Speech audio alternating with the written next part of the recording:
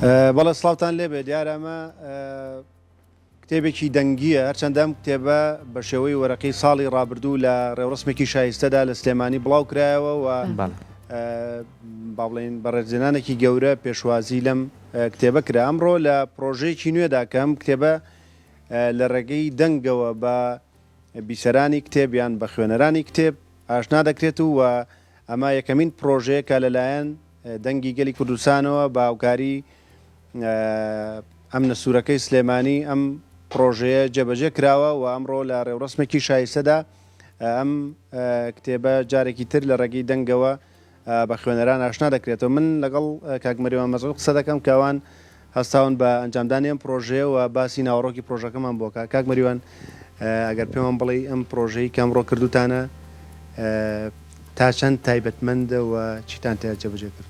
زۆر سپاس بۆ کورسات. دیارە ئەمە پرۆژەیە وەکو یەکەم بەرهەمی دەنجی ئێزگەی ڕەسەنی دەنجی گەلی کوردستان ئێمە بەرهەمە بڵاو دەکەینەوە ئەمڕۆ یەکەم جارەکە بڵاو دەکرێتەوە. دیارەکو جەناب دامەژت بۆ کردم کتێبە دەنجی ئێمە پێشتر بە شێوەی چاپ ساڵی 2024 بڵاو کراوەتەوە، بەڵام تەنها وەکو کتێب. بەڵام ئێمە ئەمڕۆ لەم پرۆژە تازەیەماندا کە هەم خۆ دەزانی کتێبی دەنجی پرۆژێکی مۆدێرنە و ئێستا لە هەموو دنیای باوباوی دەنگە کتێبی دەنجیە، بۆی ئەمەش هەستاین بە بڵاوکردنەوەی بە سێ شێوە لە دەنجێک. شێوەیەکیان لەسەر فلاشێکە، فلاش میمۆریەک بە شێوەی دیزاینێکی جوان و سەردەمیانە پێشکەش بە گوێگرانی کتێبەکە دەکرێت. شێوێشکەمان ئێمە چەناڵێکی یوتیوبی بەهێزمان هەیە بە ناوی دیجیکەی رادیۆ. ئەم چەناڵش لە هەفتەی داهاتووە بڵێن کتێبە دەنجەکەی ئێستا داڕین بڵاویەکەینەوە کە چەندین بینەری هەیە و گوێگری هەیە.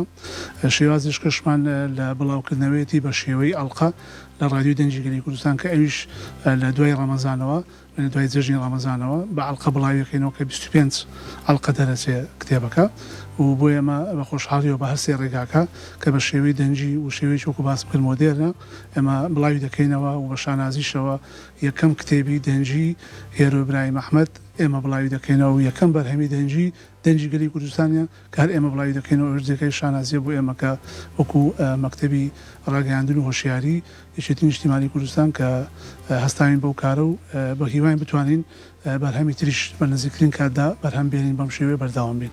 کاکبەریوانگەر لەگەڵم بیت جا من دەمەوێت لە ڕێگەی وێنەیەکیم پرۆژە دەنجی کە ئەمان ئامادەیان کردووە لێرە بۆ میوانانەی کە ئەمڕۆ لەم ڕێوڕسمە ئامادا بن هەرێکێک لەو میوانانە کە لە ناو فلاشێکدا ئەم کتێبە دەنجی ئامادە کراوە دەیدەن بۆ کەسانەی کە لێرە ئامادا بن. بە کۆی گشتێت توانانی پێمان بڵێ لە چەند دەقە پێک هاتووە؟ ئەم کتێبە دەنجیە وەکو تراک حسابیکەین حەوت تراکە. تراکی یەکەم بڵێن پێشەشیەکەیە پێشش تێدا کە ئەم کتێبە چۆن چاپکراوە چۆن هاتە بەرهەموو و ئامان چێ لە چاپکردنی کتێبەکە کە دیارە وەکو باس کرد بەرهەمی ئێمە دەنجی گەلی کوردستانە، بەڵام بە هاوکاری و هاوبەشی بەڕێوەبەرایەتی یامڵین بەڕێوەبەری مۆزەخانەی ئەم نەسوورەکەی سلێمانی کاگاکۆ غەریب. ئەمە ئەو کتێبە چکۆ پێشترەوان کتێبەکەیان چاپەکەی ئەوان بووە کە بە سپۆنسەری خوشی گەورەمان کافی سلێمان چاپکراوە کتێبەکە، بەڵام ئەمایان ئێمە هەرچی تێچوونەکەیمان کردوتە ئەستۆ هەموو شتێک خۆمانەکو دەنجی کوردستان کردومانە. تراکێک پێشە چییە و 6 تراکتری تێدایە.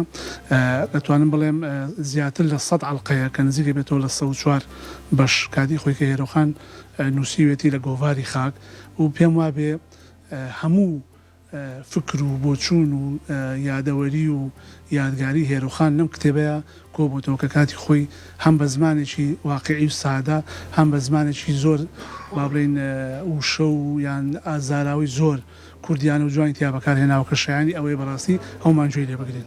زۆر باشە. ئێوە بەشەکانتان جیا کردوتەوە با بڵێن بەشی کۆمەڵایەتی بەجیا بەشی سیاسی بەجێ؟ نەوەڵا ئێمە وەکو چۆن بڵێن لە 1999 یەکەم ئەڵقەی نووسیوە تا 2010 یان لە ماوەی ئەو 11 ساڵەیە بەپێی تەسوولی گۆڤارەکە دامان ناوە یانی دەنجەکە ئەخوێندرێتەوە بۆیە ئەی تەسوولی زەمانیەکەی خۆی پاراستووە هەموو ئەڵقەکان. زۆر سپاس سەرچاو زۆر بەخێر.